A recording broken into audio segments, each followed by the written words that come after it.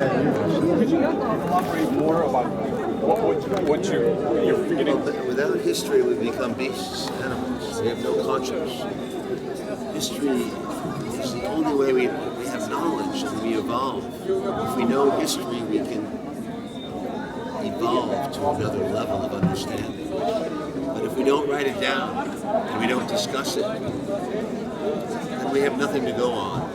Look at your own life, all our lives. We all have marriages, divorces, children, history.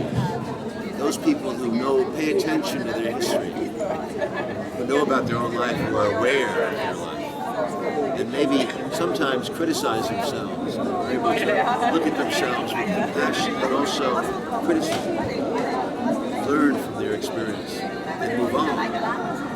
The same is true for nations. Every nation runs away from its own history. This is not new. All countries do not see themselves in a better light. The United States, Japan, Russia, France, we all do. The question is the degree to which we lie to ourselves. You know, Mr. Stone, but always there's some people criticizing their own country is irrational, and it's No, I know what you mean. and you are actually criticizing. Well, I fought for my country. I was a soldier in World War II. I was a soldier in Vietnam. I'm sorry. And I put my life on the line. I also have made many feature films, about history and about subjects that interest me. I think I've earned the right. I've earned the right as an American to speak out constructively and be critical, because we need to be criticized. Our history is false, much of it. We're not dealing honestly with our past, starting from World War II especially. And also, nowadays, as you mentioned, Japan is not doing well with the neighboring countries, South Korea and China. And some of the people are saying, why do we have to be, nice to those countries which criticize Japan? What do you say about this? I suggest the opposite. I suggested tonight, you were there, that Japan perhaps consider another path away from the United States. Consider a path of apologizing to China for World War II, which is very important. Really sincerely apologizing. And number two, opening a serious diplomatic initiative with China to be partners in a new Asian sphere. Not enemies, partners. Now, the United States would not be happy with this, but that's not the point. The point is what's good for Japan.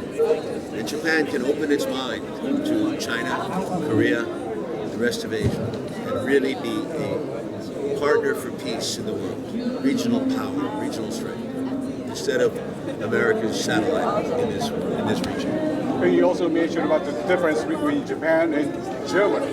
Yes. What is that we have to learn from the experience of Germany? After World War II, the Germans set about re-educating themselves. Every German student who was in school was taught the horrors of the Nazi regime, the horrors. And as a result, I pointed out that Germany, late in the 20th century, played a key role in peacekeeping in the world. When Bush invaded Iraq in 2003, Chancellor Schroeder of Germany said no to the invasion. That was a very strong no. France, Germany, Russia said no. We need that kind of independent thinking. Germany has practiced peace. And you mentioned the words moral force that you said in Hiroshima, that Germany was a moral, was that what you said? I'm not clear what you're saying. Moral leadership that No, Germany... I said that Germans provided leadership often, not always, in the post-war era. And we're questioning, although they did a lot of the activity in the United States, that's true, like Japan. There's no question about that. But Germany has also had another side, which is a progressive side, the peace side. The Green Party was born in Germany. They're strong, independent movement. They're very anti-nuclear in Germany, anti-war.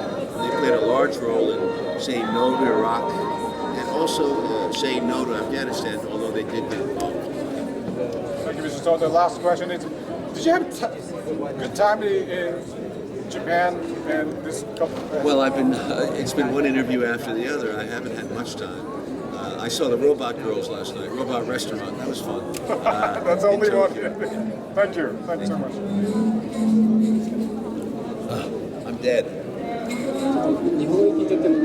Sadako, help me. もうこれぐらいでいいですか？なんか一つテレビ朝日聞きたい。日本語で言ってから僕英語で言うから。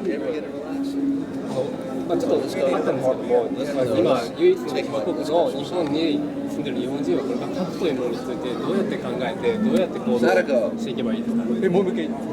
核被爆国の日本人はこれから核というものについてどう考えてどう行動をして。This is the last question from the Telebi Asahi, and it was one question that is that you mentioned about those, the nuclear bombs in Hiroshima, but as you mentioned, this is the truth that Japan is protected by the U.S. Umbrella of the nuclear missiles. And what is it that you advise to the Japanese? That what is that we should do to change the situation? It's hard. Look, you're apparently you're a democracy. They announced that. So why don't you elect another party to take on the United States, like Hagayama, or some of the people who have occasionally taken on the United States? Mr. Kichi here tonight made a very eloquent point about Japanese independence. It's possible. You can take on the United States. It is, in many cases, a paper tiger. You are a rich country. You have your trade. You have your trade with China. You have trade with Asia. I don't think that you're dependent on U.S. automobile exports. I think you got to move beyond that now. And Oliver's point tonight, I thought was brilliant. The point about Japan should be aligning, this diplomacy initiative should be aligning with China, not just with the United States. We have to be thinking differently about the Japanese-Chinese relationship.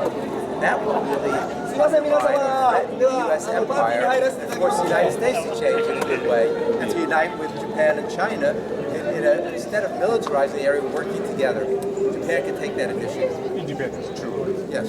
Thank you so much. You above all can take that initiative. Yeah, it's true. Thank you. Yeah, we're gonna go to a party, so. Give us just a message for cheers. Can you repeat cheers? Kanpai. Yeah, in Japan we usually say.